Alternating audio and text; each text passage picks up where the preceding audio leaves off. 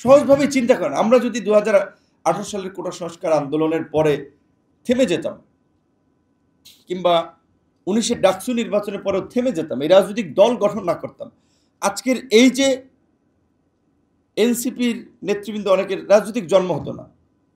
এমনকি অনেকে এখন ভিন্ন দলও করছে, অনেকে ছাত্র দল কিংবা শিবিরের অনেকেই রাজনীতি থেকে হারিয়ে যেত। কারণ আমাদের এই আন্দোলন সংগ্রামের কারণে বলা চলে তারাও এই সংগ্রামে আন্দোলনে উদ্বুদ্ধ হয়ে আমাদের কাছাকাছি ছিল, আমাদের সাথে ছিল। এবং এই কোটা সংস্কার আন্দোলনের মধ্যে আপনাদের মনে আছে 2018 সালে নিরাপদ সড়ক আন্দোলনটা গড়ে উঠেছিল। এবং আমরা যেটা বলেছি যে অবশ্যই ইতিহাস মানুষকে অনুপ্রাণিত করে, অস্তিত্বের প্রয়োজনে মানুষ ইতিহাসকে স্মরণ করে। কিন্তু 2024-এর গণ অভ্যুত্থানের প্রেক্ষাপট 47 তাদেরকে এনকারেজ করে নাই, বলতে গেলে এক সেন্সে 71ও তাদেরকে এখানে উদ্বুদ্ধ করে নাই যে 24-এ আমরা নামি। এইটা 2018 সালের কোটা সংস্কার আন্দোলন এবং নিরাপদ সড়ক আন্দোলন হচ্ছে এই প্রতিবাদী তরুণদেরকে তৈরি করেছে।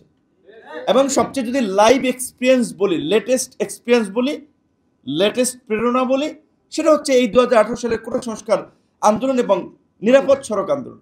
অবশ্যই মুক্তিযুদ্ধ কিংবা ভাষা আন্দোলন, 52-র ভাষা আন্দোলন, এগুলো সংগ্রামীদের জন্য একটা প্রেরণা। ইতিহাস পড়ে তো মানুষ ইতিহাস থেকে শিক্ষা নেওয়ার জন্য, অভিজ্ঞতা অর্জন করার জন্য, নতুন পথ রচনা করার জন্য। আমরা 71 থেকে 52 থেকে কিংবা 47 থেকে অবশ্যই আমাদের জাতি নির্মাণ, আমাদের রাজনীতি নির্মাণে আমরা প্রেরণা পাই, আমরা সেটারকে অবলম্বন করে নতুন পথ বাতলাই।